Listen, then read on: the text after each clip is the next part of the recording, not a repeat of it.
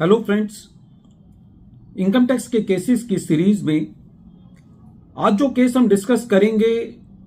वो इस चीज पर आधारित है कि यदि कोई असेसी है और वो असेसी का इंडिया के अंदर कोई परमानेंट एस्टेब्लिशमेंट है तो इस चीज के अंदर कोई दो राय नहीं है कि उस परमानेंट एस्टेब्लिशमेंट से होने वाली जो इनकम है वो इंडिया के अंदर टैक्स की जाती है। लेकिन कोई यदि ऐसी परिस्थिति बनती है कि कोई असेसी है, उसकी ग्लोबल इनकम पॉजिटिव नहीं आती, कहने का मतलब यह है कि जो इंडिया में परमानेंट एस्टेब्लिशमेंट है उससे तो इनकम है, लेकिन जो इंडिया के बाहर जो इनकम है वो नेगेटिव है और दोनों का इंपैक्ट मिलाकर के यदि इनकम नेगेटिव हो जाती है तो क्या असेसी इस चीज का प्ली ले सकता है कि असेसी की नेट इनकम टैक्सेबल नहीं है, इसलिए असेसी की जो इनकम परमानेंट एस्टेब्लिशमेंट से रिलेटेड है उस पर भी टैक्स नहीं लगना चाहिए। यही इशू दिल्ली हाई कोर्ट के सामने एक case Hyatt international south west Asia limited versus additional director of income tax के केस में सामने आया और यह केस 472 ITR पेज नंबर 53 पर रिपोर्ट हुआ। केस का जजमेंट 19 सितंबर 2024 को आया। प्रेजेंट केस के अंदर असेसी ने इंडिया के अंदर जो परमानेंट एस्टेब्लिशमेंट था उससे रिलेटेड जो उसकी इनकम थी उसके ऊपर टैक्स नहीं दिया था। असेसी का मेन प्ली ये था कि उसकी as a global income taxable नहीं है, उसकी ग्लोबल इनकम पॉजिटिव नहीं है, इसलिए उसके ऊपर टैक्स नहीं बनता। लेकिन जब ये मैटर ट्रेवल करता हुआ दिल्ली हाई कोर्ट के सामने गया तो दिल्ली हाई कोर्ट का यह कहना था कि जो परमानेंट एस्टेब्लिशमेंट होता है वो एक सेपरेट और एक डिस्ट्रिक्ट सेंटर होता है। दिल्ली हाई कोर्ट का यह कहना था कि जो एक सोर्स स्टेट होता है उसका जो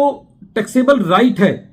वो उस वक्त आ जाता है जब उस स्टेट के अंदर कोई इनकम एक्रू होती है और उसका इस चीज से कोई संबंध नहीं होता कि उस असेसी का इंडिया से बाहर कोई इनकम है। कहीं ना कहीं इस केस के अंदर यह इशू था कि सपोज करो किसी असेसी की इंडिया से बाहर तो यदि कोई इनकम है और इंडिया के अंदर उसकी परमानेंट एस्टेब्लिशमेंट से रिलेटेड कोई इनकम नहीं है तो उस केस में क्या असेसी उस ग्लोबल इनकम पर टैक्स दे देगा जो कि इंडिया के बाहर हुई है।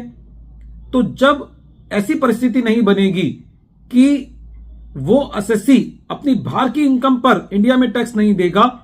तो असेसी इस चीज का भी प्ली नहीं ले सकता कि असेसी को as a global income, as a total income positive income नहीं है, इसलिए असेसी का इंडिया में जो परमानेंट एस्टेब्लिशमेंट है उससे रिलेटेड इनकम पर टैक्स नहीं लगेगा। तो ये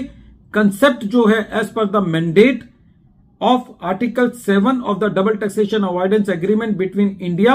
और यूनाइटेड अरब एमिरेट्स काम नहीं करेगा। प्रेजेंट केस में कोर्ट का यह कहना था कि कोई भी नेशन अपने राइट को वेव नहीं करेगा उस इनकम को टैक्सेबल करने में जो उसकी टेरिटरी के अंदर एक्रू होती है। कोर्ट का यह कहना था कि जो सोर्स इनकम का कंसेप्ट है वो एक बेसिक प्रिसेप्ट है जो कि सबके ऊपर बाइंडिंग होगा। कोर्ट का यह कहना था कि जो आर्टिकल 7 है वो खाली इस चीज से कंसर्न है कि असेसी की जो इनकम है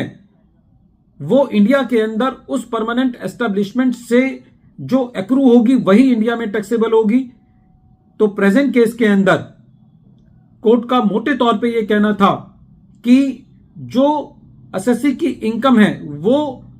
जो कि परमानेंट एस्टेब्लिशमेंट से एक्रू होती है वो ओवरऑल ऑपरेशंस से लिंक्ड नहीं है और खाली उसी इनकम को देखा जाएगा जो इंडिया के अंदर उसके परमानेंट एस्टेब्लिशमेंट से रिलेटेड है। तो प्रेजेंट केस के अंदर कोर्ट ने डिपार्टमेंट के फेवर में डिसीजन दिया और यह कहा कि प्रेजेंट केस में जो भी असेसी की इंडिया में जो परमानेंट एस्टेब्लिशमेंट है उससे जो रिलेटेड इनकम है उसके ऊपर टैक्स लगेगा। वीडियो के अंत में एक बार फिर मैं केस का नाम रिपीट कर रहा हूं। केस का नाम है Hyatt international south west Asia limited versus additional commissioner of income tax और ये केस 472 ITR पेज नंबर 53 पर रिपोर्ट हुआ। इस केस का जजमेंट 19 सितंबर 2024 को आया। Thank you friends.